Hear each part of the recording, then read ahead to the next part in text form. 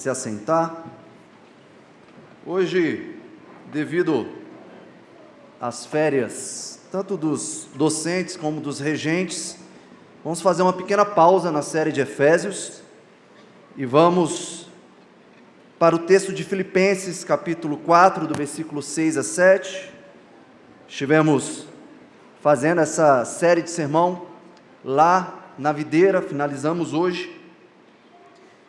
Então, se você quiser depois ler todo o livro de Filipenses e escutar os sermões, entre no Spotify da videira. Crianças, o desenho de hoje, bem simples, tá? Vocês vão desenhar a si mesmas. E o desenho é sobre como vocês ficaram, como vocês reagiram a última vez em que vocês foram no shopping e papai ou mamãe falaram, na volta a gente compra. Tá? Eu quero ver qual foi a reação de vocês. Vocês ficaram alegres? Ficaram tristes? Ficaram ansiosos? Como é que vocês ficaram? E dependendo do desenho, eu quero que você me mostre e a gente já marca um aconselhamento para lidar com as suas reações. Palavra do nosso Deus, Filipenses capítulo 4, versículo 6 a 7. Estejamos atentos, porque é o nosso Deus falando por meio desse texto sagrado. Não andeis ansiosos de coisa alguma, em tudo, porém, sejam conhecidas diante de Deus as vossas petições, pela oração e pela súplica, com ações de graças. E a paz de Deus, que excede todo entendimento, guardará o vosso coração e a vossa mente em Cristo Jesus. Oremos. Senhor, como é bom estarmos aqui nesta noite, como é bom sabermos que nós fomos convocados pelo Senhor para engrandecer a Ti, como é bom sabermos que nós somos chamados de servos, adoradores e filhos de Deus, e que nesse momento o Senhor separou para que estivéssemos aqui para ouvir a Tua santa palavra. Não é sobre mim, é sobre o Senhor, é sobre a sua santa palavra, e meu anseio é para que essa palavra possa transformar a minha vida, assim como possa transformar a vida dos meus irmãos, e que nós possamos sair daqui nesta noite dispostos a aplicarmos esse texto em nossas vidas, em nome de Jesus, amém. Queridos irmãos, quantas coisas podem acontecer em uma semana? Quantas coisas podem acontecer em uma semana?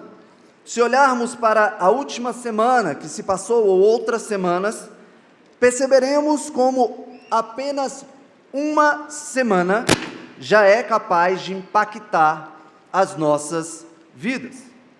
Talvez você tenha lidado em alguma dessas últimas semanas com a notícia de que receberia uma promoção no seu emprego. Isso já deixou você extremamente eufórico, empolgado. Ou você recebeu a notícia de que sua equipe seria reduzida e que você poderia ser demitido. Você pode ter ficado muito doente. Seu carro pode ter quebrado mais uma vez. Pode ser que seu filho ou a sua filha tenha falado pela primeira vez, papá, e não mamã, que foi o meu caso, e eu acredito que ela falou isso, recentemente. Talvez você tenha se machucado, brincando de bola, ou aquele teste de gravidez que você tanto esperava tenha dado positivo, ou aquele teste de gravidez que você tanto esperava tenha dado negativo.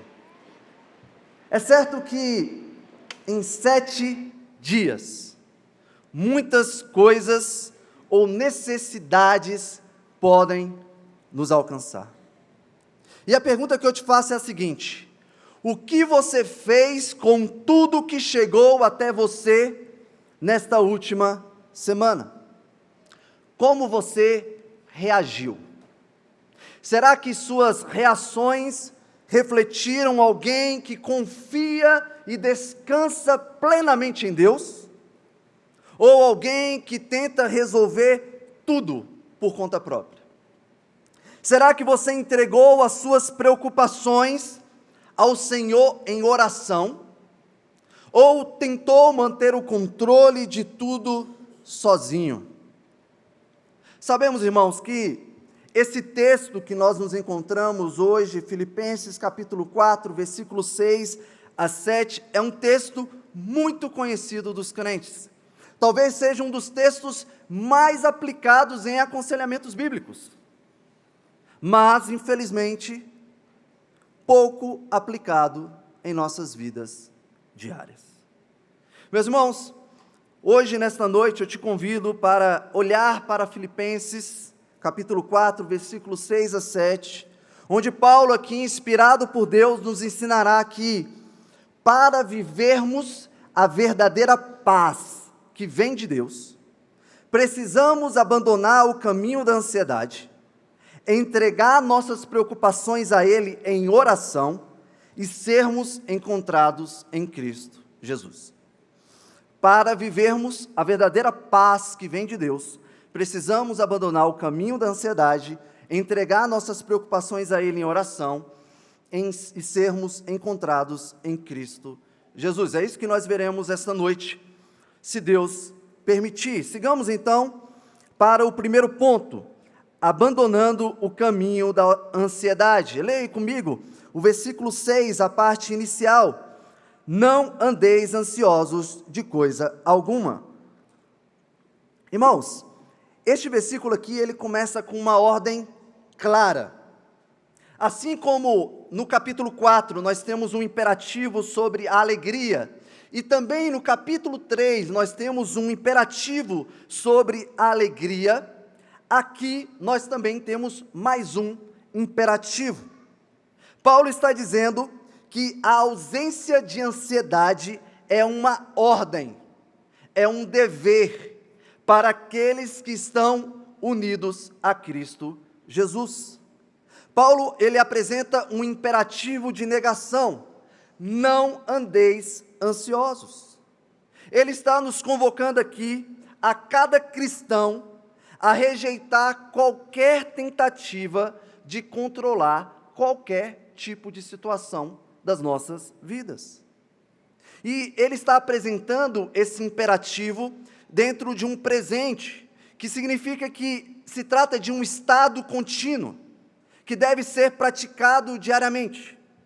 Hoje eu não posso andar ansioso, amanhã eu não posso andar ansioso, e depois de amanhã eu também não posso andar ansioso. É isso que Paulo está falando dentro dessa perspectiva contínua desse imperativo. Mas Jefferson, o que significa andar ansioso? Meu irmão, de forma bem simples, andar ansioso é viver em constante preocupação e desconfiança do cuidado soberano do nosso Deus. Jesus disse lá em Mateus 6, 25 a 34, o texto que nós lemos: não andeis ansiosos pela vossa vida, quanto ao que haveis de comer ou beber, nem pelo vosso corpo, quanto ao que haveis de vestir. Jesus Cristo está ensinando nesse texto que andar ansioso, estar ansioso, é o mesmo que ter pensamentos divididos. Você pensa, eu creio em Deus, ao mesmo tempo que pensa, mas não confio no seu cuidado. Isso é ter um pensamento dúbio. É como estar em um cabo de guerra espiritual. Em um momento confiamos em Deus, em outro nos deixamos levar pelas circunstâncias. Tem momentos em que nós ligamos o som do carro, colocamos aquela música que nos empolga, que nos leva a adorarmos no trânsito, e nós confiamos no Senhor, nós descansamos no Senhor. E tem aquele momento em que nós entramos no carro, nós não queremos ligar o som, nós estamos desanimados, abatidos e desconfiando se o Senhor tem lembrado de nós. Mas nós, crentes no Senhor, não podemos viver assim. Nós não podemos viver assim. Sabe quem vive dessa forma, de uma maneira em que hoje está bem, amanhã não está bem? É o gentio. Porque de fato ele é inconstante. porque ele precisa confiar nele mesmo. E ao confiar nele mesmo, tem momentos em que ele se sente forte o suficiente, e tem momentos em que ele se sente fraco, e ele não tem uma perspectiva de como viver. Por isso que Jesus Cristo disse que nós não podemos viver como gentios, porque eles acreditam que podem assegurar a si mesmos pela sua própria força. Mas nós cristãos, nós que estamos aqui e que cremos em Deus, nós cremos que Deus tem cuidado de nós. Quando você ora todos os dias, você se lembra de algo que o nosso Senhor Jesus Cristo nos ensinou. O pão nosso de cada dia, dá-nos hoje. Queridos, cada um de nós viemos de realidades distintas. Eu, particularmente, não poderia afirmar jamais que eu fui alguém que passou fome, que passou dificuldade. E é certo que talvez alguém aqui possa virar e falar: Jefferson, eu passei certa dificuldade, eu passei fome. Mas quando nós olhamos para a promessa do Senhor, seja na situação mais miserável, ou seja na situação de maior riqueza, nenhum de nós, filhos de Deus, poderíamos dizer que não fomos cuidados por Deus. E se hoje nós fizermos uma pequena avaliação do nosso café da manhã, do nosso almoço, do nosso lanchinho da tarde, nós temos a certeza de que o Senhor tem cuidado de nós muito mais do que nós merecemos. Porque o pão nosso de cada dia, o Senhor tem dado a cada um de nós hoje. A afirmação que eu faço: não tem como Deus não cumprir suas promessas. Se Ele está dizendo que Ele vai nos assegurar o pão nosso de cada dia, Ele irá fazer isso. Então, se nós confiamos em Deus verdadeiramente, se nós confiamos que Deus sustenta os seus filhos, não há motivos para andarmos ansiosos. Mas Jefferson, quais são as causas da ansiedade? Eu quero saber o que está me levando a me tornar ansioso. Queridos, a lista seria grande, mas eu vou falar de duas causas. A primeira causa da ansiedade é o medo do futuro. Irmãos, quando nós tentamos tomar o controle do amanhã, nós estamos assumindo um fardo que não nos pertence. Quando nós tentamos controlar um dia que nós nem sabemos se estaremos vivos, nós estamos dizendo que confiamos mais na nossa própria capacidade do que na capacidade e soberania do nosso Deus. Ter medo do amanhã é um ato de desobediência a Jesus Cristo. Está lá em Mateus 6,34. Não vos inquieteis com o dia de amanhã, pois o amanhã trará os seus cuidados. Basta ao dia o seu próprio mal. Crianças, vocês já tentaram segurar água em suas mãos?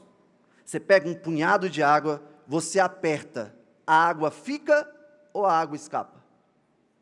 A água escapa.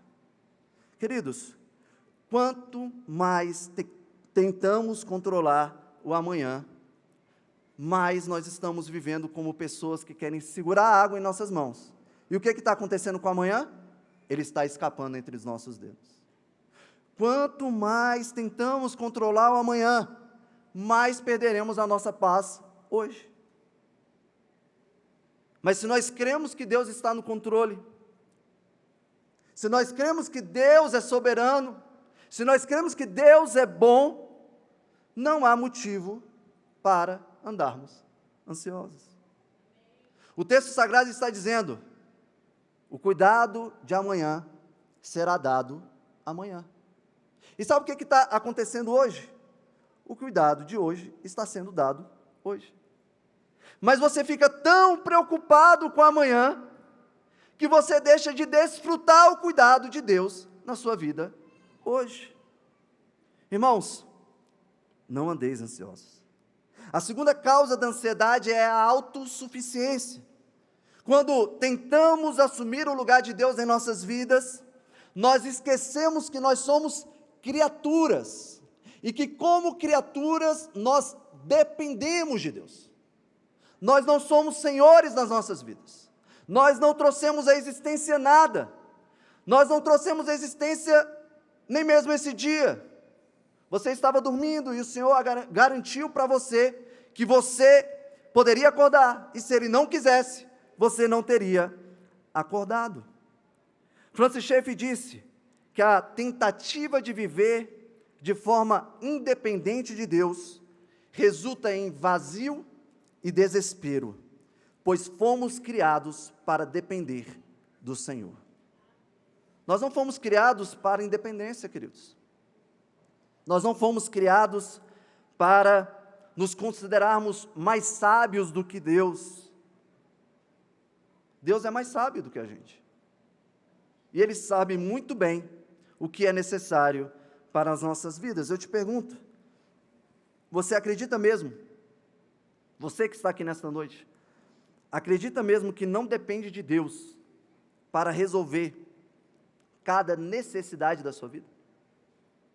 Cada necessidade da sua vida.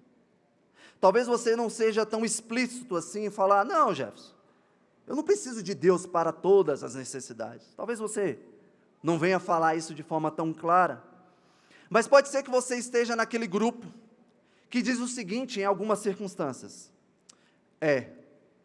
isso daí, só Deus. Mas isso revela que acreditamos que há coisas que podemos resolver e há coisas que somente Deus pode resolver. Mas, meu irmão, deixa eu te falar uma coisa. Não há nada que você consiga resolver sem Deus estar resolvendo em sua vida. Nada. Tudo só Deus pode fazer. O nosso maior problema, que era a separação, nós estávamos separados, nós estávamos mortos, nós estávamos entregues à condenação eterna. Quem foi que resolveu? Jesus Cristo encarnou, viveu, morreu, ressuscitou, foi elevado aos céus. O que você fez? A não ser depender dessa obra e depender da ação do Espírito Santo de Deus para te convencer disso? Nada. Nós precisamos viver como aqueles que creem de fato que Deus está cuidando de tudo. E você acredita que se Deus já fez isso por nós, que foi nos dar a vida, que faz sentido andar ansioso por qualquer coisa? Como Paulo disse, em coisa alguma, em nada, andeis ansiosos.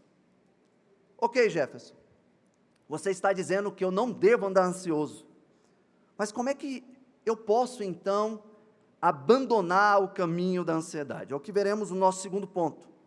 Entrando em um caminho de confiança, tornando tudo conhecido diante de Deus. Vamos ler novamente o versículo 6. Não andeis ansiosos de coisa alguma, em tudo, porém, sejam conhecidas diante de Deus as vossas petições. Paulo aqui, após afirmar que nós não devemos andar ansiosos, ele tinha dado um imperativo, uma ordem negativa, agora ele apresenta uma ordem positiva. Sejam conhecidas diante de Deus as vossas petições. Ele apresenta aqui um caminho totalmente oposto ao caminho da ansiedade. E pode ser que você já esteja aí se perguntando, mas Jefferson, por que essa ordem? Sejam conhecidas as suas petições. Se Deus já conhece as minhas necessidades. Eu sei muito bem o que Jesus disse lá em Mateus 6:8. Vosso Pai sabe do que tendes necessidade, antes mesmo de pedirdes. Então, por que tornar conhecidas minhas petições diante de Deus?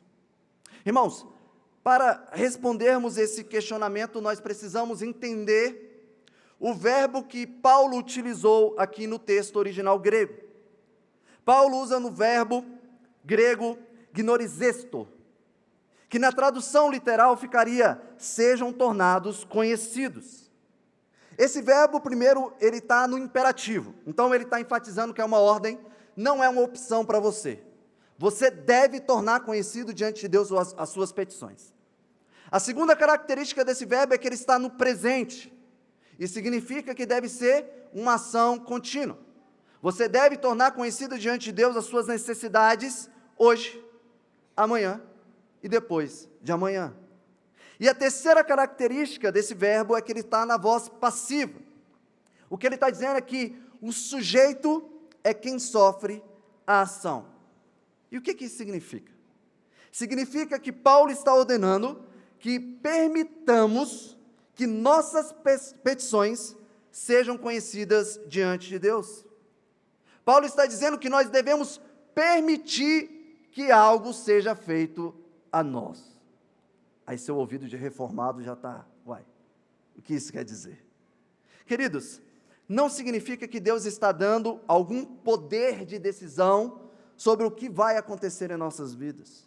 Pelo contrário, Deus aqui, Ele somente estabeleceu a forma como Ele quer agir em nossas vidas. Deus sempre conheceu, sempre conhecerá as nossas necessidades. O que Deus está exigindo aqui é uma submissão ativa, para que nós possamos experimentar o cuidado dEle. É certo que nós já nos encontramos diante de um Deus que conhece as nossas necessidades, mas o tornar conhecido diante de Deus é reconhecermos que Ele é Deus. É mostrar que nós não queremos esconder nada dEle. Sabe quando, crianças, você recebe aquele presente, aquele brinquedo, e você quer esconder debaixo do braço? É meu, ninguém vai ver, ninguém vai pegar. Ou quando vocês se machucam e vocês ficam com medo, porque você não sabe como é que papai e mamãe vai cuidar, vai que dói, e você fica lá escondendo o machucado.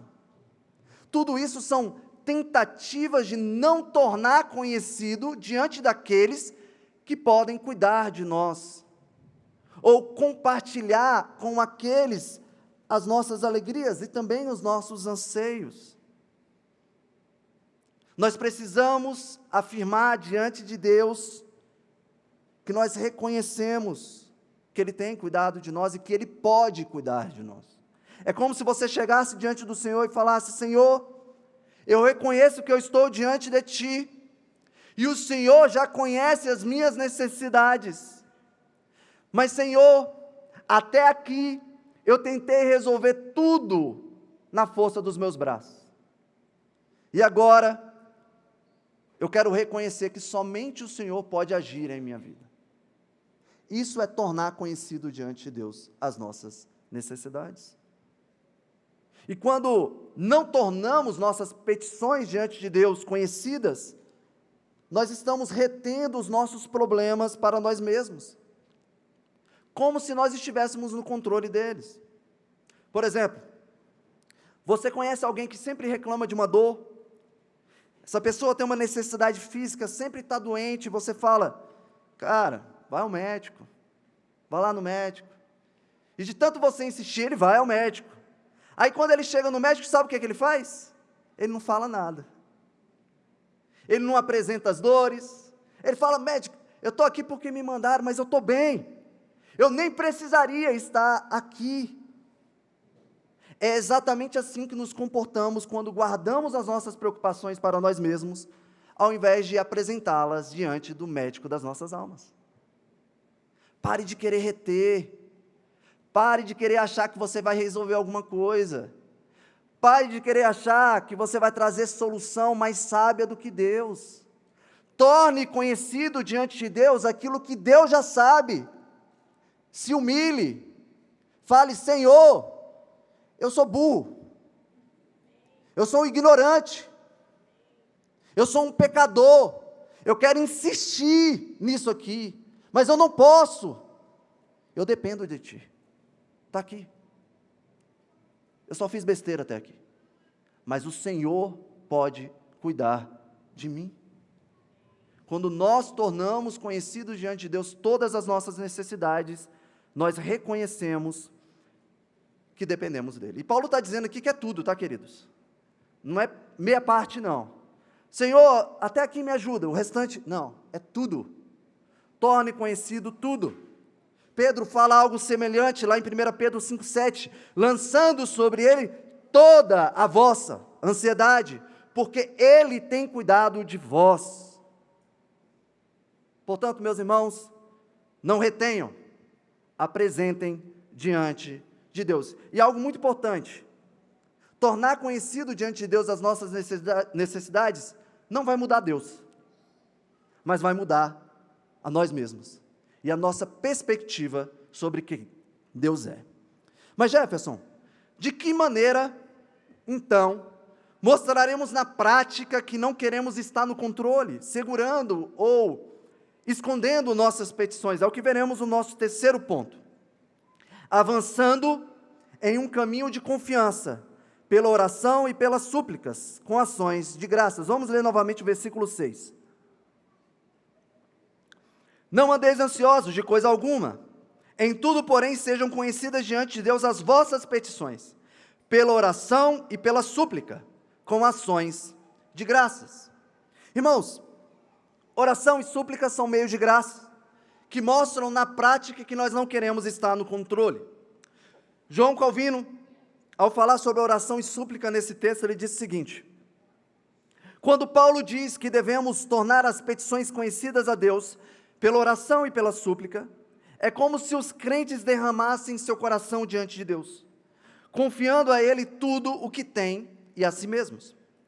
Os que buscam consolo no mundo, podem até ter algum alívio, mas só há um refúgio seguro: descansar no Senhor.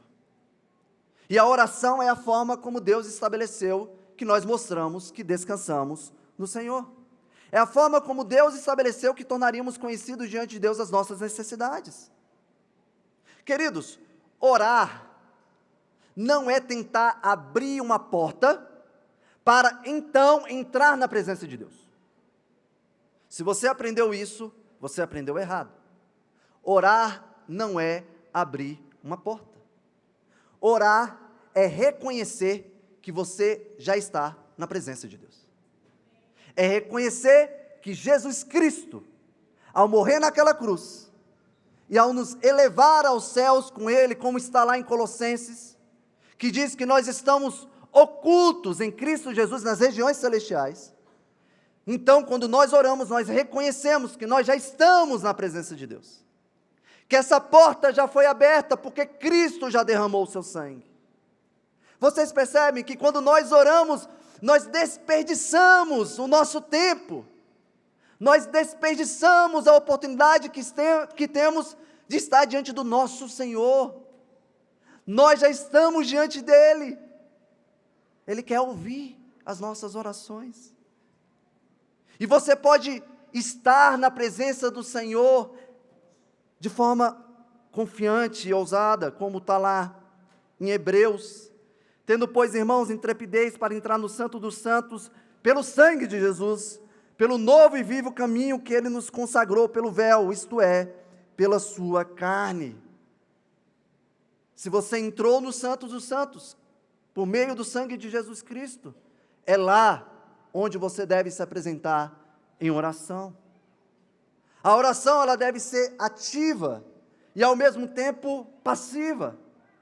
Ela é ativa porque você precisa dobrar os seus joelhos, dobrar os joelhos do seu coração, mas ela é passiva porque você precisa confiar no Senhor. Você se coloca de forma ativa, intencional. Orar não é fácil não, queridos. Eu não acho fácil, não sei se você acha, mas eu não acho fácil. Você se colocar diante da presença do Senhor, você luta com aquele cansaço. Tem exemplo melhor do que os discípulos que estavam com Jesus no Getsemane?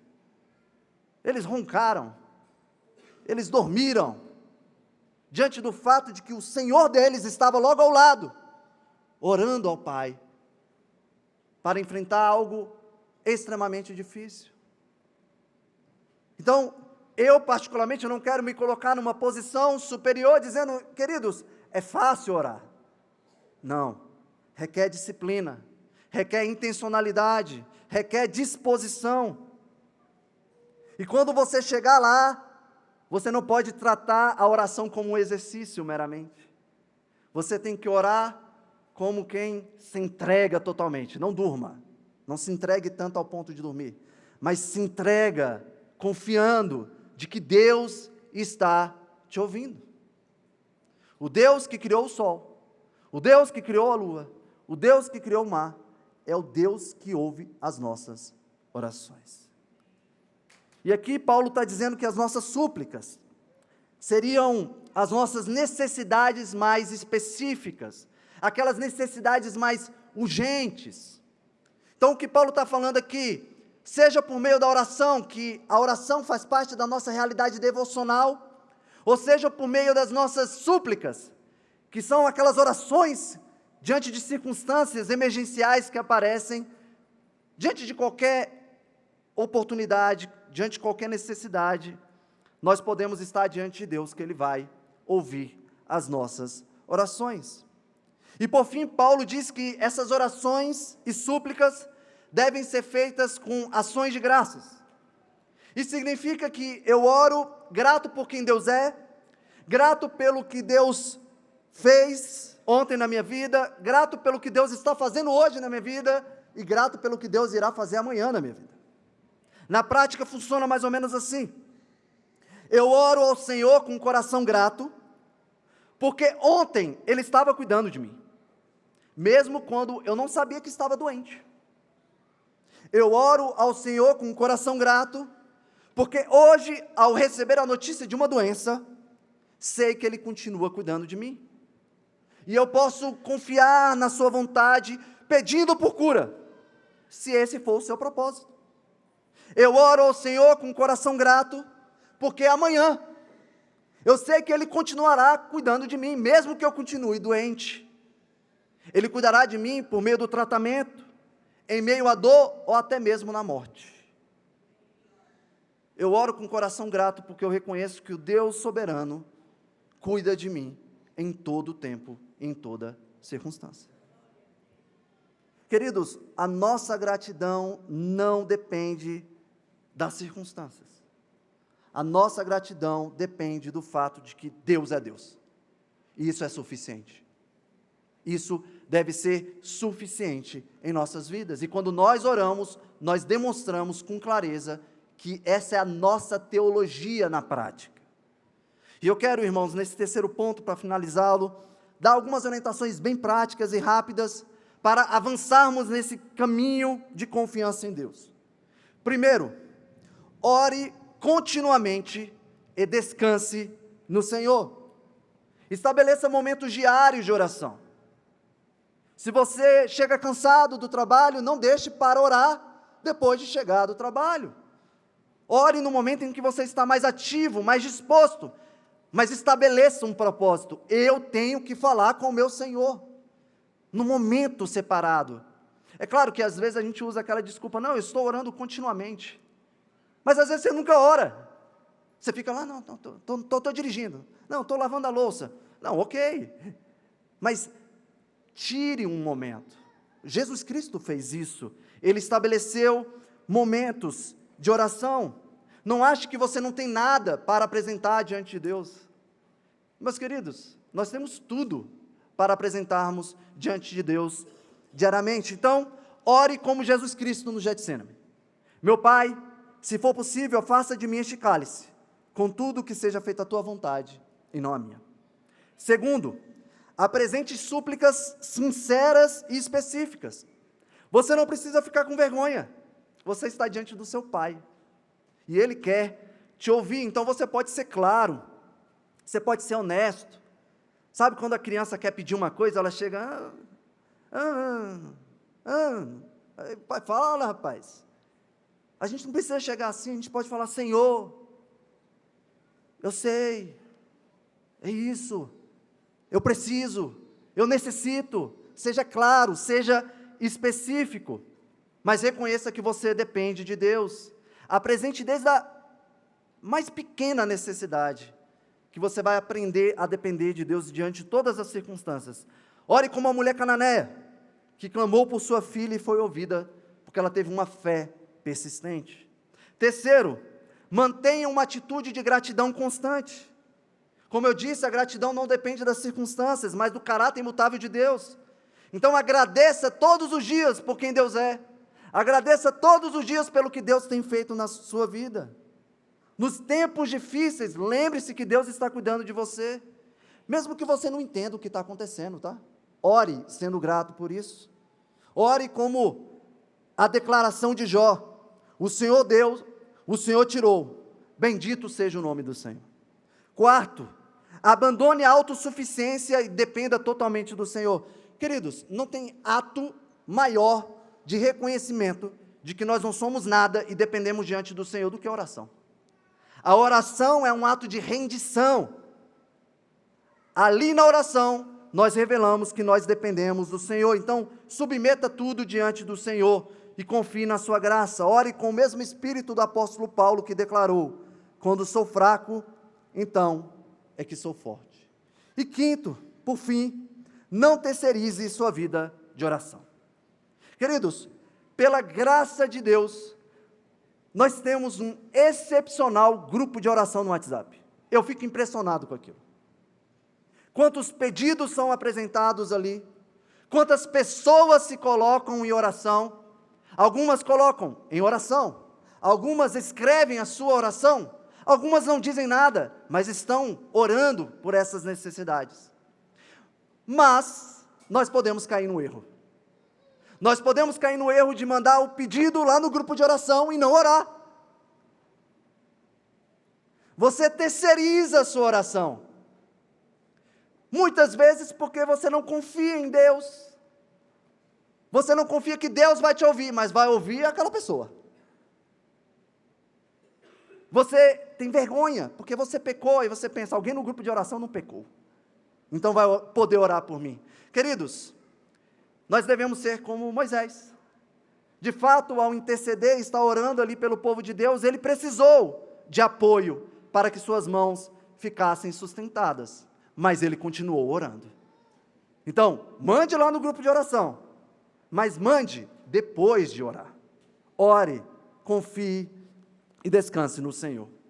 E por fim, queridos, Jefferson, qual a consequência de abandonar o caminho da ansiedade, entrar em um caminho de confiança, tornando tudo conhecido diante de Deus, e avançar nesse caminho de confiança pela oração, pelas súplicas, com ações de graças? É o que veremos no quarto e último ponto. Vivendo no caminho da paz. Versículo 7. E a paz de Deus, que excede todo entendimento, guardará o vosso coração e a vossa mente em Cristo Jesus. Meus irmãos, como seria possível trazer paz ao mundo? Como? Eu perguntei para a inteligência artificial do Google, porque eu queria saber o que uma inteligência artificial me responderia sobre como trazer paz ao mundo. E olha a resposta dela: a paz mundial é alcançada através de esforços coletivos, que promovem relações harmoniosas, instituições sólidas e mecanismos de apoio. Isso inclui respeitar a vida, rejeitar a violência, praticar a generosidade, ouvir para compreender, preservar o planeta, valorizar a solidariedade e desenvolver formas não violentas de resolver conflitos. Queridos, que resposta balela. Não serve para nada. O mundo não pode trazer resposta para a verdadeira paz. Mas o que é então a verdadeira paz? Porque há quantos anos o mundo tem tentado trazer paz, alcançar o tipo de paz do Google, e até hoje não conseguiu? Queridos, eu vou usar um teólogo reformado para responder o que é a verdadeira paz. A verdadeira paz vem da reconciliação com Deus, através de Cristo, garantida pela justificação pela fé no sangue de Jesus, como Paulo ensina em Romanos 5:1. Justificados, pois, mediante a fé, temos paz com Deus, por meio de nosso Senhor Jesus Cristo. Contudo, essa paz é impossível onde há amor pelo mundo e apego às suas preocupações.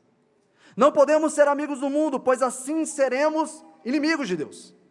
Sendo assim, para a verdadeira paz, precisamos abandonar nossos cuidados terrenos e lançar sobre Cristo todas as nossas inquietações. A verdadeira paz necessita de lançarmos em Cristo todas as nossas necessidades. Irmãos, o mundo não vai conseguir isso porque o mundo continua inimigo de Deus. Essa é a verdadeira paz.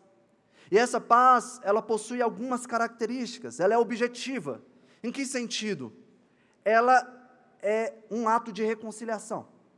Nós éramos inimigos, nos tornamos amigos por causa da obra de Cristo. Mas ela também é subjetiva, no sentido de que, no momento em que nos tornamos amigos de Deus, essa paz continua operando em nossas vidas diariamente. É como se Deus estivesse compartilhando também um atributo a cada um dos seus filhos, para que nós possamos, assim como Deus vive em paz, vivermos em paz. Além disso, essa paz é uma paz que excede todo entendimento, porque vai além da compreensão humana. E o que isso quer dizer? Significa que Deus está nos concedendo algo que não pode ser entendido e nem mesmo explicado? Sim e não. Sim, no sentido de que a verdadeira paz de Deus, ela vai além da lógica humana. Você consegue explicar com toda a clareza possível, o que significa estar diante daquele que tem poder para acabar com o mundo somente com uma ordem, e ao mesmo tempo poder chamá-lo de pai, temê-lo, mas não ter medo de estar em sua presença? Você consegue explicar isso com clareza? Você consegue explicar completamente o que significa ter uma paz que invade toda a sua alma, mesmo quando tudo ao redor parece que vai desmoronar? Você consegue? Eu não sei quantos aqui viram um vídeo de uma mulher, final do ano passado, que foi mantida refém de um homem com uma faca, que estava com uma faca em seu pescoço em uma parada de ônibus em São Paulo. Se você não viu, procure esse vídeo.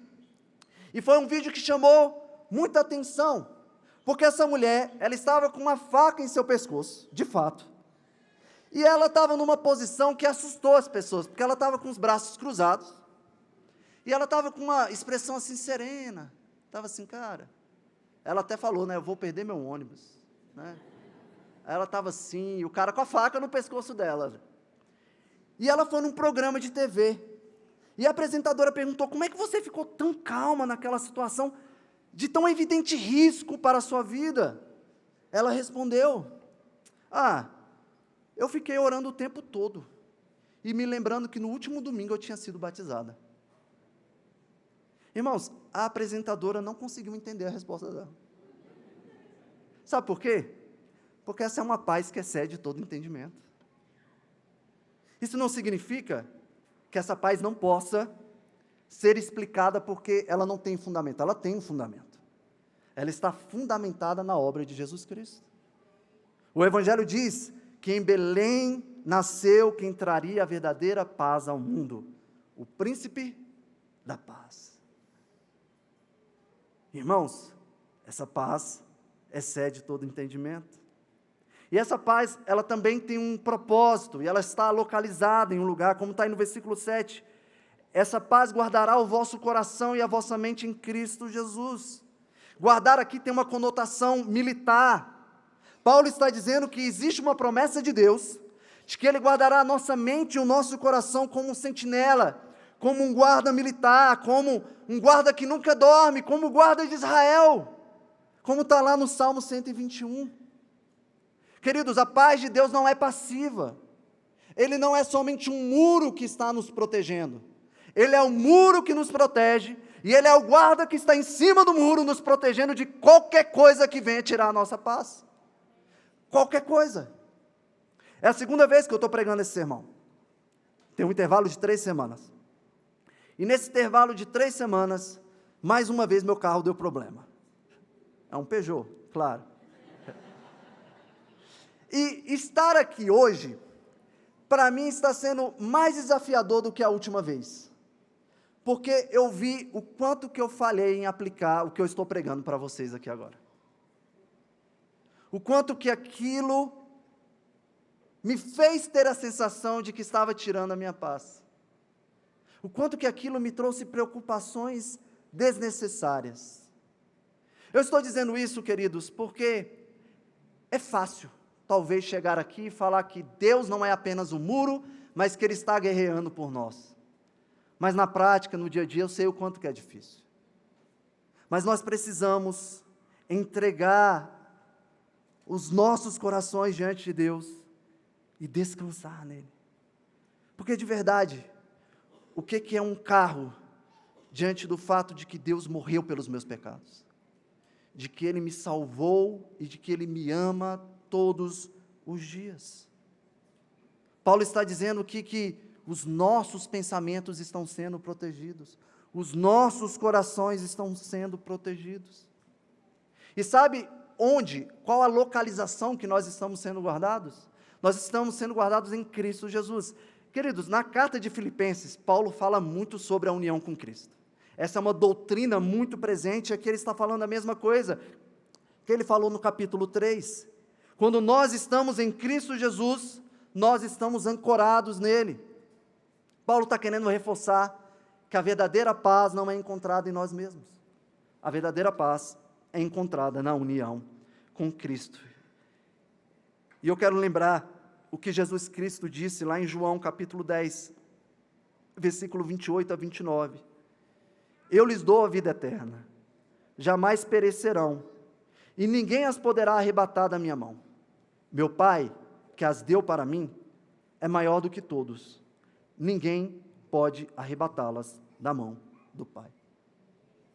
Se nós estamos em Cristo Jesus, nós permaneceremos em Cristo Jesus. Isso nos traz paz. Há maior conforto do que esse?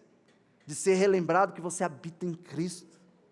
Que mesmo lidando com as dificuldades, angústias, tribulações, que essa paz está presente em nossas vidas. Quem está em Cristo Jesus seria capaz de afirmar que essa paz não é real. Quem está nele consegue viver, queridos, em qualquer tipo de circunstância. Como o apóstolo Paulo. O apóstolo Paulo, ele está ensinando sobre essa paz, sabe de onde? Da prisão.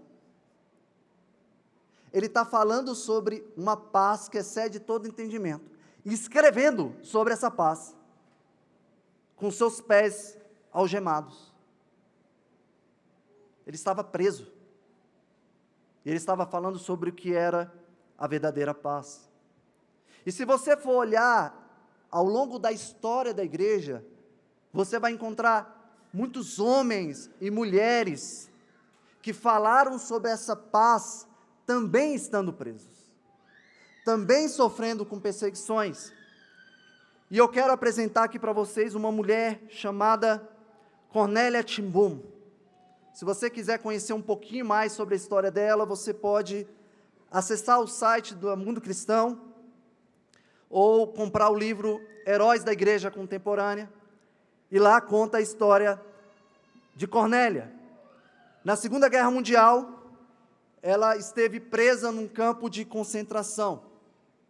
Cornélia era uma mulher cristã, ela nasceu em Amsterdã, na Holanda, e sua família era ligada à Igreja Reformada da Holanda.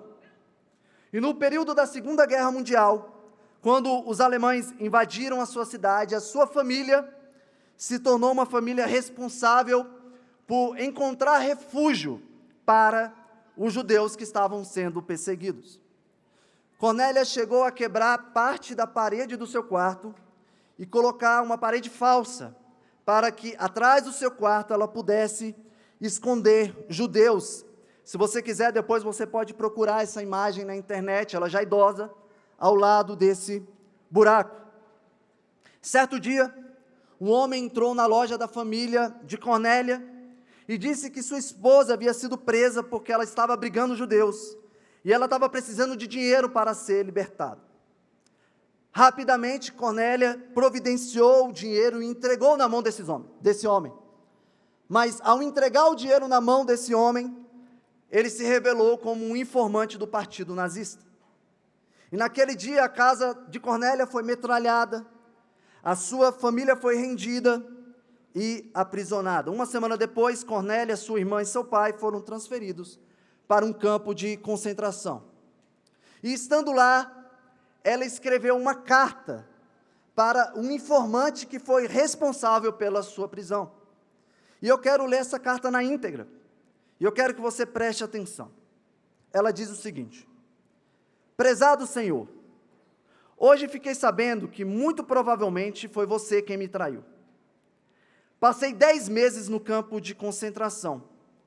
Meu pai morreu depois de passar 9 dias preso. Minha irmã morreu na prisão. Deus transformou em bem um mal que você planejou contra mim, pois isso me levou para mais perto dele. Uma dura punição aguarda você. Eu tenho orado em seu favor, para que o Senhor o aceite, caso venha se arrepender. Pense que, ao pender na cruz, o Senhor Jesus também levou consigo os pecados que você cometeu. Se admitir isso e desejar tornar-se filho de Deus, você será salvo por toda a eternidade. Eu o perdoo de tudo que fez. Deus fará o mesmo, se assim você lhe pedir perdão. Ele o ama. Ele o ama e enviou o próprio Filho à terra para redimir seus pecados, os quais, por natureza, seriam motivo de sofrida punição, como seria para mim. De sua parte, você deve responder esse ato divino. Se ele lhe diz, venha a mim e dá-me seu coração, sua resposta deve ser, sim, Senhor, eu irei, torna-me teu filho. Queridos, somente uma pessoa que carrega uma paz que excede todo entendimento seria capaz de escrever essas palavras. Somente alguém que encontrou uma paz seria capaz de dizer que está grata porque aquilo que era mal se tornou em bem, porque ela percebe que está mais perto do seu Senhor. Somente alguém que tem uma paz que excede todo entendimento seria capaz de orar pelos seus inimigos, para que eles se arrependam dos seus pecados e sejam salvos. Queridos, nós não estamos aqui para brincarmos de sermos crentes. Se nós afirmamos que o Senhor Jesus Cristo morreu por nós, Ele morreu por nós. E nós devemos crer nisso em todas as circunstâncias. Em qualquer situação. Sabe por quê? A cada circunstância, a cada necessidade, a cada dificuldade, você está ficando mais perto do seu Senhor e do seu Salvador. E vai chegar um dia em que você vai vê-lo face a face. E sabe qual a conclusão que você vai chegar? Eu não sofri nada para ver tamanha beleza e santidade diante de mim. Senhor, como o Senhor cuidou de mim até aqui. Eu te pergunto, quantas coisas podem acontecer em uma semana? Foi a pergunta que eu fiz no início do sermão. Mas eu também te pergunto, quantas orações e súplicas podem ser tornadas conhecidas diante de Deus em uma semana? Quanta paz de Cristo pode ser vivida e experimentada em uma semana? Irmãos, que nós possamos viver essa verdadeira paz. Se você que está aqui nesta noite não é um cristão, se você ainda é inimigo de Deus, entregue sua vida a Deus, deixe de ser inimigo de Deus e encontre a verdadeira paz. Se você que está aqui nesta noite e já se afirma como um cristão, decida hoje lançar e permitir tornar conhecido diante de Deus todas as suas necessidades, porque Ele tem cuidado de cada um de vocês. Em Cristo, nós temos tudo, em Cristo, nós podemos lançar tudo. Vamos orar? Senhor Deus, obrigado porque nesta noite, por meio da sua santa palavra, nós fomos relembrados que nós não devemos andar ansiosos por coisa alguma, mas que em tudo nós devemos tornar conhecido diante do Senhor por meio da oração, por meio das súplicas, porque o Senhor tem ouvido as nossas orações. O Senhor é um Pai muito bom, o Senhor é muito gracioso, o Senhor tem dado muito mais do que nós merecemos, Senhor. Que essa paz que excede todo entendimento possa guardar os nossos pensamentos, possa guardar os nossos corações, e que nós possamos ser gratos, porque nós estamos, viveremos e permaneceremos por toda a eternidade em Cristo Jesus. Amém. Se coloque de pé.